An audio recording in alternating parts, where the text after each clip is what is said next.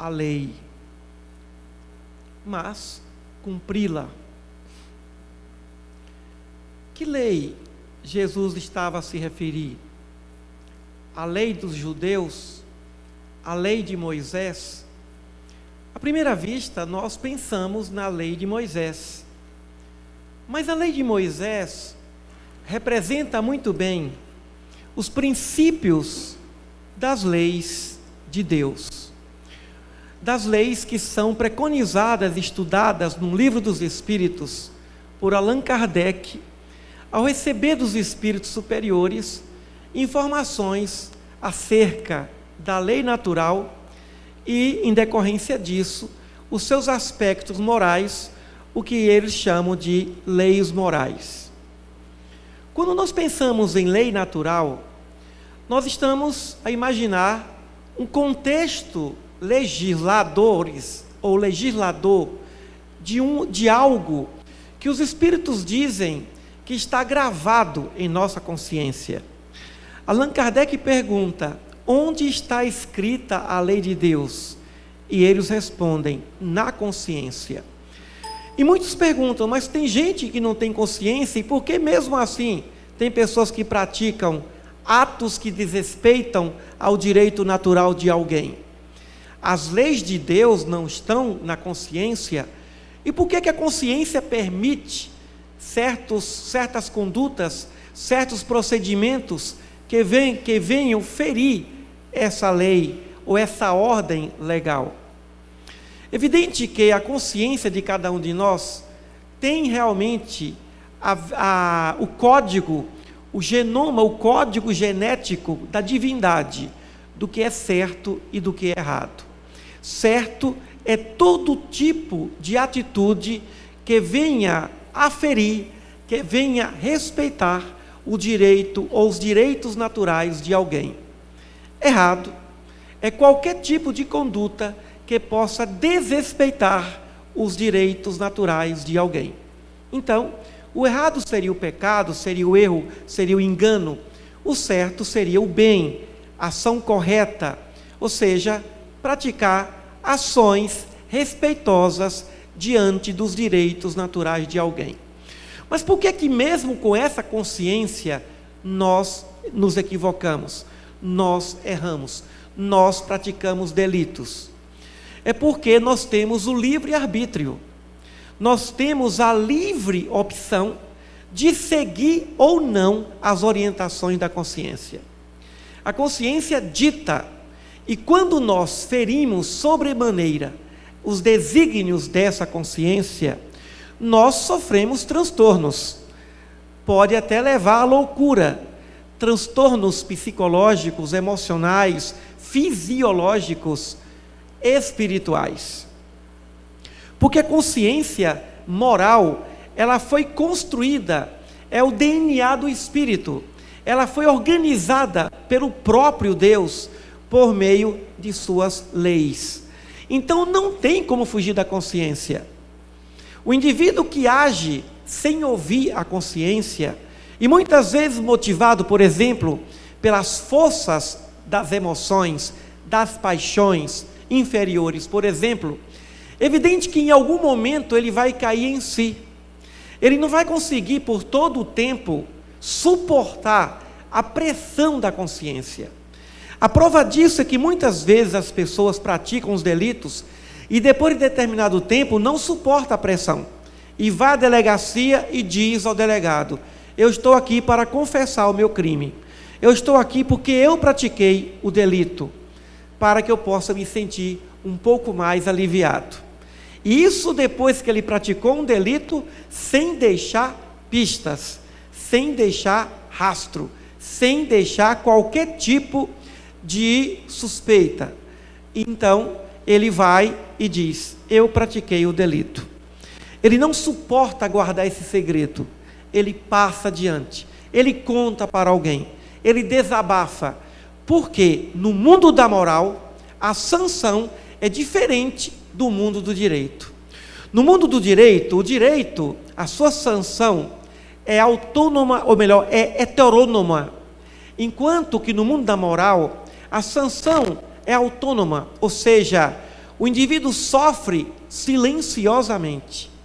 Não existe nenhuma coação, nenhuma pressão da polícia, de lei, do tribunal. Ou seja, a pressão é única da consciência do indivíduo.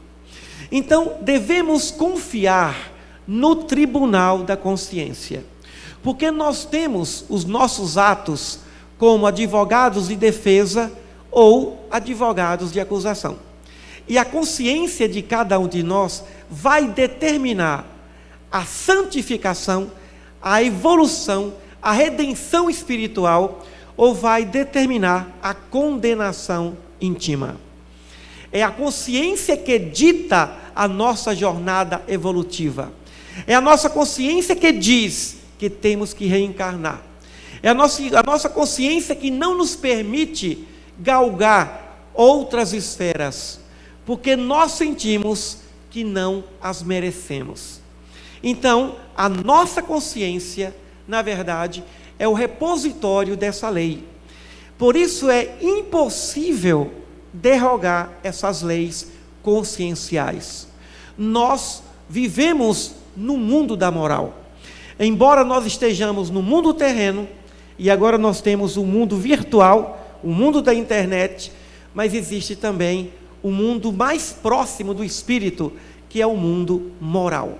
Nós vivemos no mundo moral. O mundo do espírito é o mundo moral. O mundo espiritual depende do mundo moral. O mundo moral é muito mais poderoso do que o próprio mundo espiritual, do que os planetas, do que as esferas celestes. Ou seja, o mundo espiritual, embora no plano da carne ou extrafísico, ainda assim tem menor poder do que o mundo moral. Então, nós precisamos entender que nós temos dois mundos aqui na Terra. O mundo do direito, que determina que temos que seguir essas leis, ou seja, a ordem da legislação humana, e o mundo moral, que nos acompanha por toda a eternidade e em qualquer ponto do universo. Então, esse mundo moral é o mundo da consciência. Repetindo, o mundo moral é o mundo da consciência. No momento que surge essa individuação moral, o indivíduo não mais vai conseguir fugir dos princípios básicos dessa lei imortal. É evidente que à medida que o espírito evolui intelectual e moralmente, essa consciência vai cada vez mais se iluminando. Ou seja, a sabedoria espiritual, que é o verdadeiro entendimento diante dessas leis gravadas na consciência, vai se consolidando. Então, está escrita a lei de Deus na consciência, mas muito mais do que isso. A consciência, na verdade, é o próprio mundo moral. Então, nós vivemos o mundo exterior, nós vivemos o mundo espiritual, quando desencarnarmos, mas em qualquer plano, nós estaremos a viver o mundo moral. E o que importa não é a opinião alheia, não é a aprovação ou reprovação de quem quer que seja, e sim a aprovação e a reprovação da própria consciência. E aí muitas vezes nós confundimos a aprovação ou reprovação da consciência com a aprovação ou reprovação do coração, dos sentimentos. Como é difícil o indivíduo vencer as paixões inferiores. Porque a consciência diz: siga por esse caminho. É o caminho reto, é o caminho da felicidade, é o caminho que você deseja, foi para isso que você veio. E o coração, os sentimentos, as paixões dizem: siga pelo outro caminho. E nós, quando desprezamos a consciência, nós sofremos. Porque o que nos faz sofrer não é a dor física. O que nos faz sofrer não é a paixão não correspondida. O que nos faz sofrer não é o êxito que não foi logrado em um projeto material. O que nos faz sofrer é a sanção da consciência, sentimento de culpa, remorso, sanção da consciência, punição da lei divina por meio da consciência. Então não tem como revogar essa lei. Lendo hoje a vida de João Batista, no momento que João foi preso, como nós sentimos? João Batista foi um homem de bem, um espírito superior. João Batista foi um profeta extremamente disciplinado. Jesus chegou a dizer, dentre os nascidos de mulher, o maior foi João Batista, porque ele veio por outro caminho.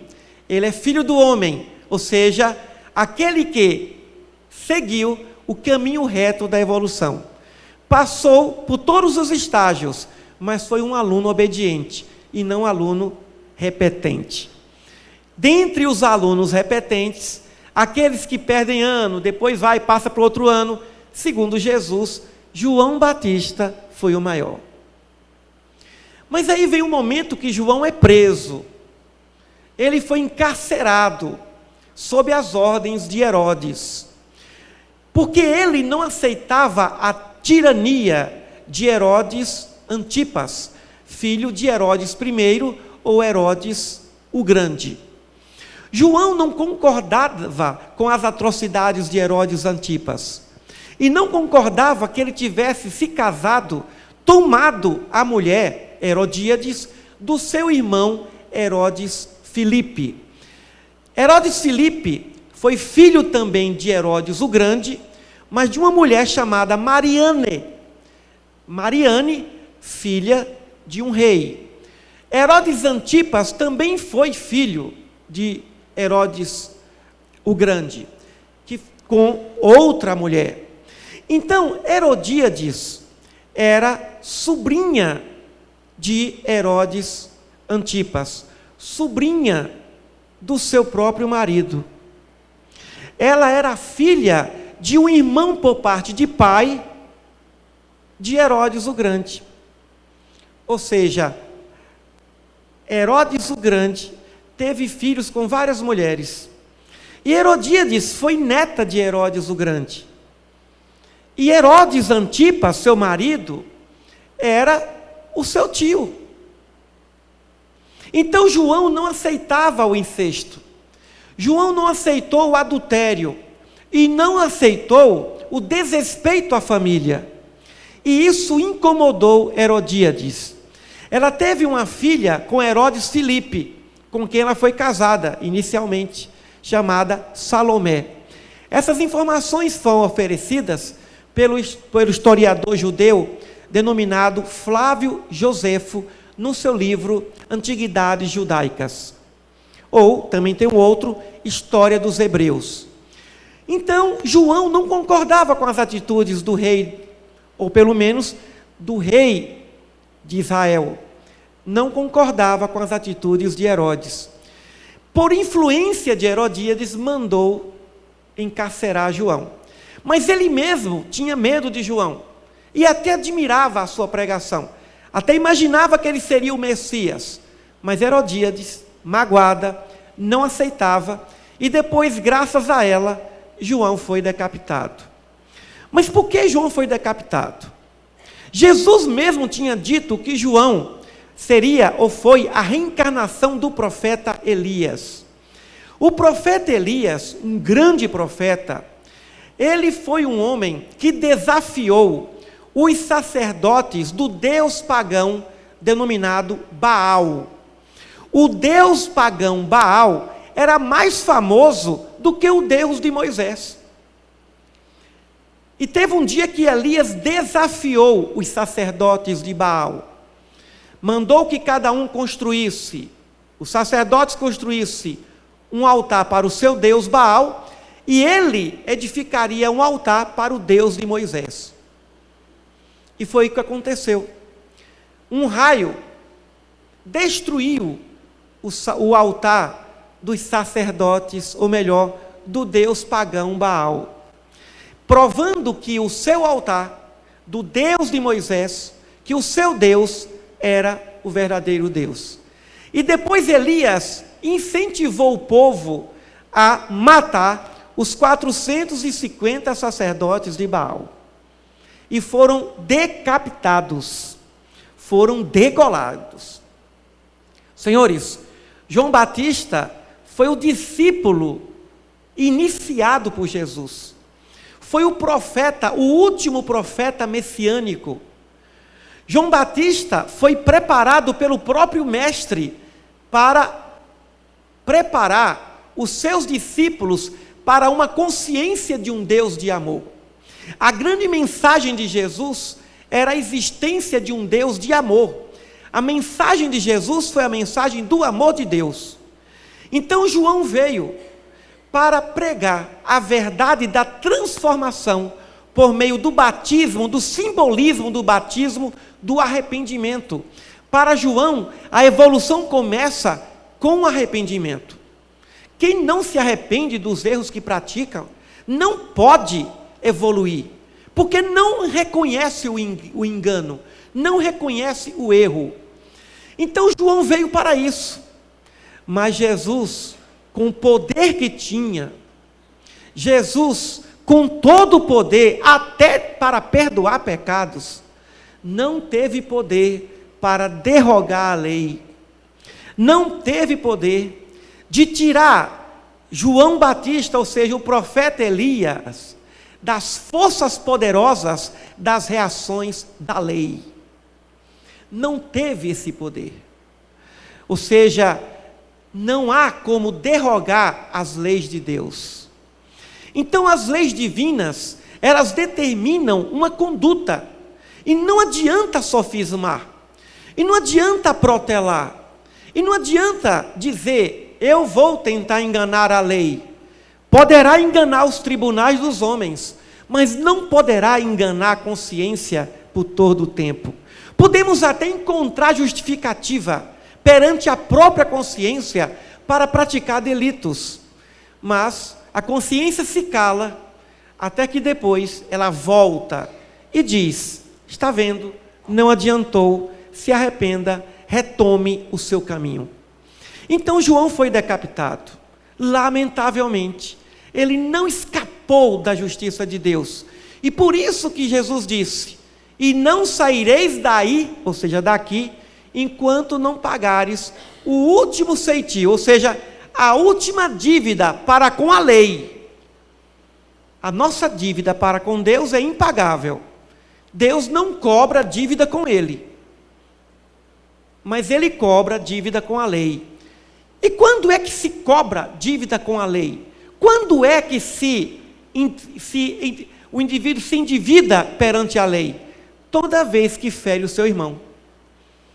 O indivíduo pode blasfemar contra Deus, pode falar o que quiser, está tudo bem.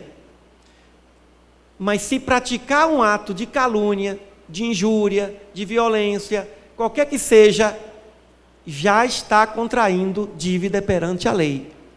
Essa vai ter que ser paga, pelo amor ou pela dor, mas não vai sair daqui sem pagar essa dívida. Porque a lei divina determina o amor ao próximo, determina o respeito aos seus irmãos. Por mais que um pai, por mais que uma mãe ame um único filho, não vai aceitar que aquele filho bem amado desrespeite aquele outro. Por mais que aquela mãe ou aquele pai tenha afinidade com esse ou aquele filho, não vai aceitar a briga de irmãos. É o que Deus faz. Não aceita contenda entre os seus filhos. E se assim existir, contrai débito perante a lei. Não há perdão. Só há resgate. Só há pagamento, reparo ao dano praticado. Então Jesus não veio derrogar essa lei. Muito pelo contrário, ele veio trazer novas propostas para que nós confiemos nessas leis. As leis de Deus não estão aí só para castigar quem as fere. O objetivo da lei não é punição, é educação, é felicidade. O objetivo da lei é fazer com que a nossa vida seja mais leve, mais alegre possível. Nós temos uma poderosa aliada que é essa lei natural. Ela é a nossa aliada. Se você vive dentro da justiça, se você é um homem ou uma mulher justa ou justo, e se alguém pratica um ato contra você, não se preocupe. Não mova um dedo para se vingar. A pessoa está ferindo, não é você, está ferindo a lei de Deus. E ai de quem fira a lei de Deus. E se nós, os ofendidos, retribuirmos esse mal com o mal, nós também vamos contrair dívidas morais perante essa lei natural. Então, a lei está ao nosso lado para fazer com que nós sejamos mais felizes. E por isso que Jesus disse que devíamos buscar o reino dos céus e a sua justiça, e todas as demais coisas seriam acrescentadas. Tudo aquilo que a gente mais quer, todos os nossos sonhos. E o que é o reino dos céus e sua justiça? Reino dos céus é a consciência em paz. Sua justiça, as leis gravadas na consciência. Então, nós estamos aqui, alguns arrependidos, com sentimentos de culpa, sentindo que não tem aproveitado bem o tempo, sentindo que precisa resgatar esses débitos. E o que fazer?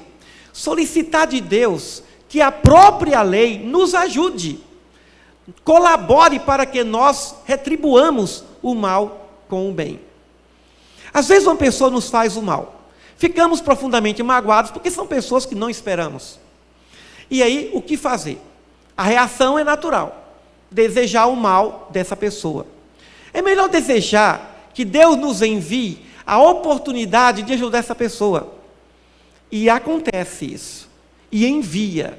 Muitas vezes coloca no nosso caminho o filho ou a filha daquele indivíduo que não gostamos.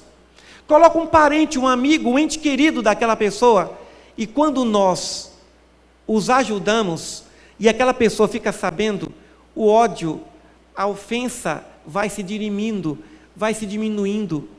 Nós temos um poder infinito em nossas mãos e em nossas mentes. E esse poder está na própria consciência. Quando Jesus curava e dizia, tua fé te curou, ele não curava apenas com os lábios. Ele curava com a lei divina do lado dele. Ele sabia interpretar os mecanismos da lei divina. Hoje à tarde, por exemplo, estávamos a minha filha e o seu noivo, o Henrique e Genuci, conversando com um amigo. E o amigo nos contou uma história. A história de um homem rico que morreu num acidente. E aí eu perguntei, tinha filhos? Tinha uma filha já formada, com quase 30 anos, e uma filhinha com 9 anos do segundo casamento. Segundo casamento com uma moça de 28 anos. Muito bem. Para quem conhece os mecanismos da lei, pode-se anotar, se estudar uma história dessa do seguinte modo. Se esse homem teve uma filha de 9 anos, quando morreu, com uma mulher de 28, significa dizer que essa mulher engravidou dele quando tinha 19.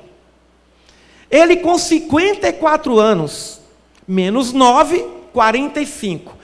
Então ele com 45 anos se envolveu com a menina de 19. E abandonou-o lá. E deixou a esposa. Aí nós ficamos a imaginar o sofrimento que esse homem causou nessa mulher, na sua esposa. A lei levou 9 anos para pegar ele. E pegou. Desencarnou. De forma infeliz. Mas Emílio, então não teria outra saída? Teria outra saída. Mas ele não aproveitou. Ele poderia, com seus bens, com a sua riqueza, ajudar muita gente, mas ele continuou buscando apenas o prazer. E não experimentou a generosidade do prazer, ou o prazer da generosidade. Então, o marido que maltrata a mulher que maltrata o marido, já repararam? O marido adúltero, todo mundo aqui conhece caso assim, deixa a mulher. Geralmente a mulher arruma um rapaz ou um homem melhor que o marido. Ele não. Parece uma maldição. Já repararam que ele não encontra uma pessoa tão digna quanto a própria mulher? Assim a mulher que também é fiel ao marido, quando separa, a vida dela é uma tragédia. e ele acaba encontrando uma pessoa excelente. É a lei. O sentimento de culpa, o remorso, não permite àquele indivíduo que ele relaxe, não permite a ele que ele sinta que ele é digno de uma felicidade. Esse homem com essa jovem não se julgou feliz por causa do sofrimento. E a gente ouve depoimento o tempo todo das pessoas. Minha segunda mulher me traiu porque eu estou pagando pelo que eu fiz com a primeira. Todo mundo já ouviu isso aqui. Mas não significa dizer que você no segundo, terceiro casamento não possa se reabilitar moralmente. Comece pedindo perdão à sua esposa. Comece pedindo perdão ao seu marido. Comece também assumindo que você errou. E depois se perdoe. Ou seja, se dê uma nova oportunidade de ser feliz. Então nós não podemos dizer, eu posso enganar essa lei. Não há como enganar essa lei. Ela existe. Quem enganar, será enganado. Quem trair, será traído. Se furtar, será furtado. Quem com ferro fere, disse Jesus, também com ferro será ferido. Pedro, embainha tua espada, não fira ninguém.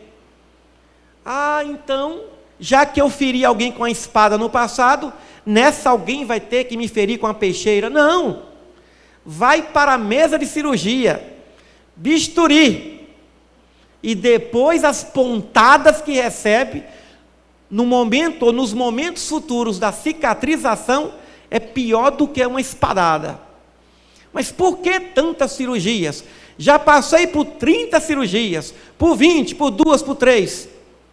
É só começar a pensar, quem com ferro fere, com ferro será ferido. Mas não significa dizer que alguém nasceu para ferir você.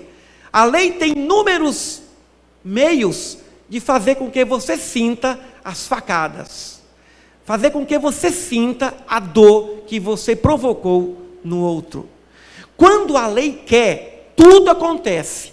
Quando a lei não quer, nada acontece. Por exemplo, nesse mesmo acidente que esse homem desencarnou, quem estava do seu lado só teve um arranhão no braço, enquanto que ele quebrou as pernas, quebrou o tronco, a bacia, e ainda depois foi parar no hospital, desencarnou depois. E quem estava do lado dele só teve arranhão no braço. Quando a lei não quer, a bala passa por todo o sistema fisiológico e não atinge um órgão. Não acontece nada. Passa de raspão. Quando quer, a bala perdida acerta na testa. Não tem nada que aconteça que não passe pela supervisão da lei. Não há nada que não venha sob a autorização de Deus. Um dia chegaram para João Batista e falou: mestre, aquele que você deu testemunho, ou seja, Jesus, está curando, está batizando também. Só que Jesus mesmo não batizava, quem batizava eram os seus discípulos. Explicação de João, o evangelista. E João Batista disse: ninguém tem poder algum se do alto não lhe for oferecido. Os poderes que nós temos, saúde, família, tudo isso é poder. Ter uma família é ter poder, ter saúde é ter poder, ter um emprego é ter poder, estar aqui encarnado num corpo saudável é ter poder. Ou seja, todos nós temos poderes. Inteligência é poder, beleza é poder, disposição, otimismo, fé, tudo isso é poder. Não temos poder algum se do alto não vier, não for autorizado. Que poder é esse? Da lei natural. É a lei que dá esse poder. A lei põe e a lei tira. A lei elege e a lei também acaba. A lei transformou Roma num dos maiores impérios do mundo, governou o mundo por 1.200 anos e hoje não tem nada mais de Roma praticamente. Somente ruínas para contar a história de um povo adúltero, de um povo rebelde diante das leis de Deus. Então, essa lei é mais poderosa do que qualquer império, do que qualquer exército, do que qualquer planeta, do que qualquer galáxia. Então, ela é poderosa. Esse é o princípio da fé. Esse é o princípio da justiça divina. acreditar e observar cientificamente os mecanismos dessa lei. Na década de 80, houve o maior assalto ao banco aqui no Brasil. Assalto ao Banco Central de Salvador. Era um domingo à tarde chuvoso. Eu me lembro bem. Quando eu vejo um assalto a banco, a tendência, o fato de ter sido criança, assistindo sempre filmes de assaltante de banco, aqueles filmes bem elaborados, o indivíduo conhece todas as técnicas de eletrônica para desligar o alarme, caminha no teto, você fica torcendo até para os ladrões. E aí o indivíduo entra e leva. E eu pensei, mas não deixaram nenhuma pista. Levaram todo o dinheiro do Banco Central. Renderam os guardas com maçarico, abriram o cofre e levaram. 2 combis lotadas de dinheiro. E nenhuma pista. Segundo os peritos criminais, dizem eles que na cena do crime tem pelo menos 56 pistas. Se o investigador foi muito bom, descobre 28. Só que naquela época não descobriram uma única pista, nada. Crime perfeito para aquela época, já que não existe crime perfeito. Porque o crime é praticado por um imperfeito. O imperfeito não faz nada perfeito, ou não faz crime perfeito. O tempo passou. E eu ali acompanhando o noticiário. Será que eu falei, vai pegar uma hora dessa, por mais que você fique torcendo contra o ladrão de banco, na sua vingança, achando que o banco está cobrando muito, não adianta, a lei vai pegar a turma. 3 meses depois, prenderam toda a quadrilha e recuperaram todo o dinheiro. Como é que foi isso? Os assaltantes tinham o hábito de toda a tarde deixarem na mão da funcionária doméstica, que também fazia parte do grupo, um dinheiro para comprar na padaria o pão, o leite e o lanche da tarde. E naquele bendito dia, não deixaram o dinheiro. A funcionária doméstica, extremamente competente, foi lá, entrou no quarto onde estavam todos os sacos de dinheiro e pensou, uma notinha só não faz mal. Tirou a notinha do saco. Foi na padaria comprar pão, leite. Não sei se lá em Salvador tinha pão de queijo, acho que não. Infelizmente não. Lá não tem pão de queijo, lá não tem pamonha igual aqui, mas também aqui não tem acarajé, não tem abará, não tem caruru, vatapá. Quando eu lembro vatapá, eu lembro de uma situação na Bahia. Um dia eu estava ouvindo o rádio e aí o locutor dizia assim, ei, vai abrir aqui o primeiro poço de petróleo na Bahia, eu espero que o baiano não vá tapar. Impressionante a criatividade do baiano, né? Até no suicídio, eu vi uma historiazinha, suicídio de baiano, falando da disposição do baiano. Ele coloca uma corda no pescoço e a outra corda na plantinha, e fica regando a plantinha, esperando a planta crescer. Dá tempo de desistir, né? Baiano que é baiano não se mata nunca. Isso é coisa de gente desesperada, né? E nem mesmo goiano, ninguém. Brasileiro não faz isso. Muito bom. O rapaz da padaria sentiu dificuldade de fazer o troco. Mesmo assim fez, porque a nota era alta. E aquela moça nunca chegou ali com a nota novinha e uma nota alta para comprar pão e leite. Por desencargo de consciência, ou seja, a lei divina ali atuando, a lei natural atuando, ele telefonou para a delegacia próxima.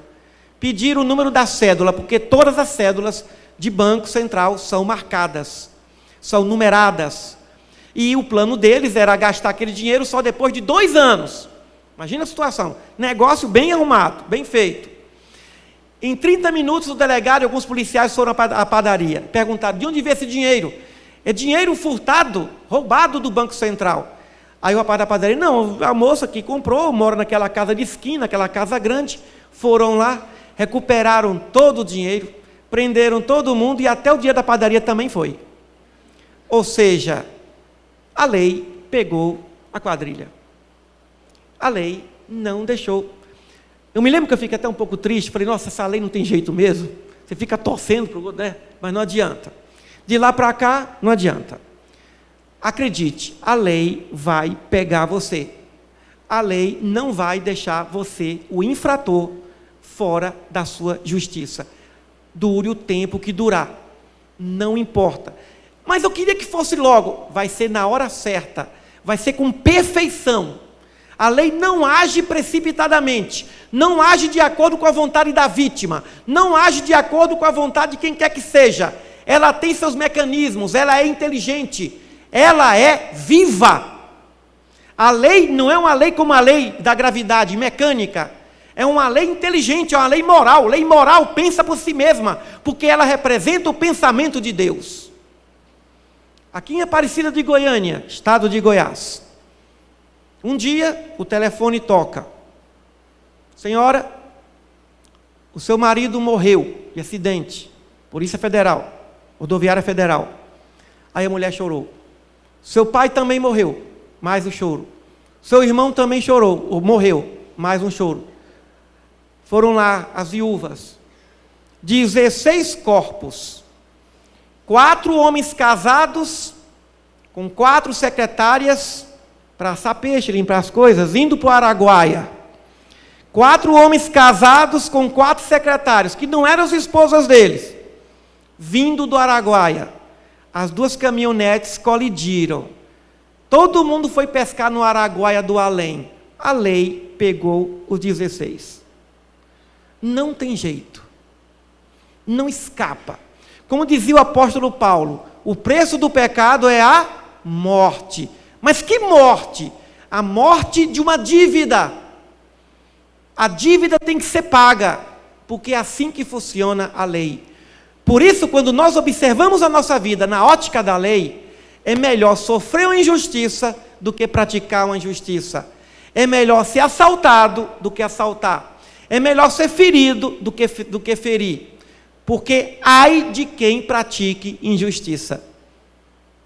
Vai ser muito pior do que você possa imaginar. Quem acredita nisso, aí sim, segue a evolução em linha reta. Quem não acredita e quer pagar para ver, todos os dias está vendo as consequências. Nos hospitais, nos manicômios, nos asilos, ou seja, todos os dias acontecem desastres. E o que está por trás de cada acidente, de cada desastre, a lei atuando. A lei atuando. Nós não sabemos o tamanho das nossas dívidas morais. Hoje estamos aqui, somos pessoas de bem. Somos pessoas esforçadas, espíritas, cristãos. Nós somos pessoas que queremos o bem. Mas não conhecemos o nosso passado. Não sabemos João Batista, que foi João Batista, e Jesus, que não tinha nada para resgatar. Jesus não tinha qualquer dívida para com a lei, mas tinha para com Deus. Porque a dívida com Deus é impagável. A nossa dívida ainda é com a lei. Se estamos aqui reencarnados em planetas de provas e de expiações, é porque nós já ferimos pessoas no passado. Por isso nós precisamos praticar o máximo do bem aqui e agora. Praticar muita bondade, muito gesto de generosidade. Não perdermos tempo para termos uma qualidade de vida física, mental e essencialmente qualidade de vida moral. Porque quando vier a cobrança, quando vier a dor, estaremos no nível de amor, de sentimento, no nível superior para suportar essa cobrança. Teremos dinheiro para pagar essa dívida. Teremos paciência para sofrer essa dor. Teremos inteligência e sabedoria para podermos honrar com esse compromisso moral perante a lei de Deus. Jesus foi testado várias vezes, porque os judeus queriam, os hebreus da época, os fariseus, queriam que Jesus pudesse contrariar a lei de Moisés. Diante daquela mulher que foi pega em adultério, chegaram e disseram: Jesus, Moisés diz que tem que matar essa mulher, tem que apedrejá-la até a morte, porque a lei está assim. A lei diz que tem que ser assim. Isso vai acontecer, mas não pela mão do homem. Não é o homem que tem que apedrejar, não é o homem que tem que matar. O adultério geralmente é pago com a morte, com sofrimento, paralisia, fica paralítico a vida inteira. Não é fácil. O homicídio, pior ainda. O furto, o roubo, também dessa forma. Então, o que Jesus disse? Ele não quis dizer que Moisés estava errado. Aliás, Moisés determinou uma lei própria para a cultura daquela época. Ele apenas disse: aquele que tiver sem pecado, aquele que não tem dívida, aquele que nunca adulterou nem por pensamento, aí você pode tirar a pedra da mulher. E não apareceu um juiz, porque todos não tinham a autoridade moral, a aprovação da consciência para tirar a primeira pedra. Então nós estamos aqui nesse planeta muito bem supervisionados. Nada acontece sem a autorização da lei. Mesmo os piores crimes, se aconteceu, a lei autorizou. Não é que a lei quis, não é que a lei promoveu, ela autorizou. Ela autoriza, mas ela não causa o escândalo. É necessário que venha o escândalo para que se resgate a dívida moral. Mas ai daquele que provoque, porque ninguém veio para provocar o escândalo. Ninguém veio para se comprometer perante a lei. A lei tem mecanismos muito inteligentes para fazer com que uma pessoa sofra, reprimenda, repare o seu dano moral. Então vamos refletir acerca desse nosso mundo moral. Vamos reconciliar nossa atitude com a nossa consciência. Não vamos lamentar o passado, vamos nos arrepender dele, mas arrependimento por si só não basta. Depois do arrependimento, mudança de comportamento, estratégia. Se você quer se livrar de um vício, evite a oportunidade desse vício. Evite condições favoráveis a retornar esse vício. Ou seja, vamos evoluir de forma inteligente. Se você sabe que o seu ponto fraco é X ou Y, tome cuidado com o seu ponto fraco, porque o seu ponto fraco pode destruir tudo de bom que você fez durante toda a vida. Uma vez um homem disse: olha, Emílio, o que eu fiz? Durante 30 anos da minha vida eu fui fiel à minha mulher. Um dia eu fui infiel, peguei AIDS. Como é que você explica isso? Durante 30 anos da minha vida eu fui fiel à minha mulher. No dia que eu fui infiel, eu peguei AIDS. Como é que você explica isso? Vou tomar uma água para vocês pensarem.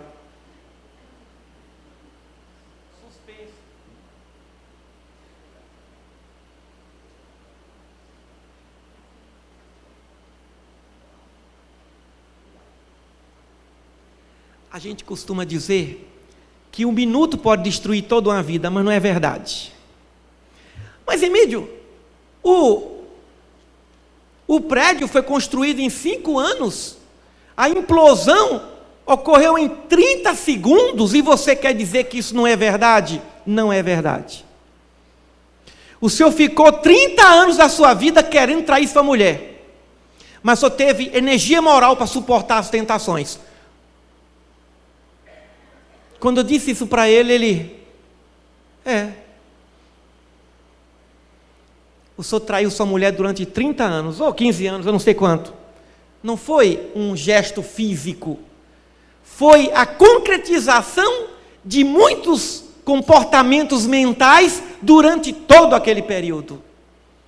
E a implosão do prédio, que foi construído em 5 anos e agora foi destruído em 5 segundos, 30 segundos.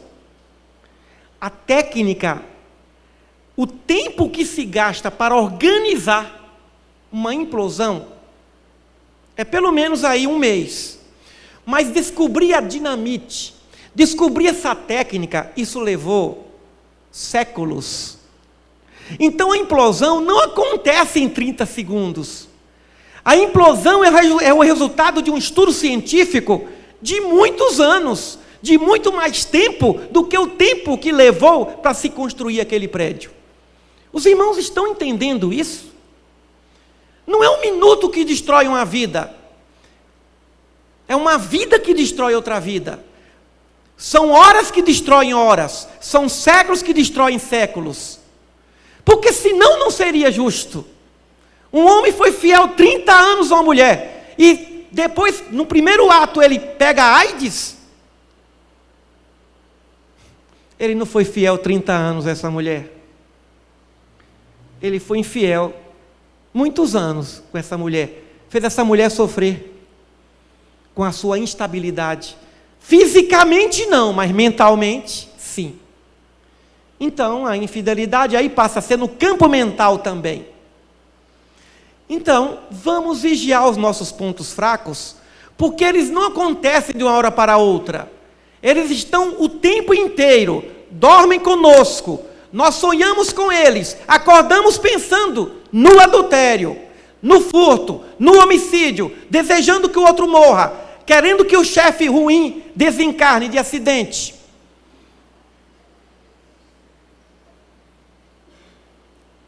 Ou seja, o que diz o apóstolo Paulo, o espinho na carne, como ele mesmo disse, o grande combate, o bom combate todos os dias. Então vamos vigiar e vamos, por meio da oração, fortalecer o nosso mundo moral. Porque nós também não estamos aqui como Jesus. Se ele não veio derrogar a lei, nós vamos derrogar essa lei? Vamos seguir essa lei. Ela deve ser muito amada, porque ela representa de verdade o verdadeiro amor de Deus por nós. Muita paz a todos.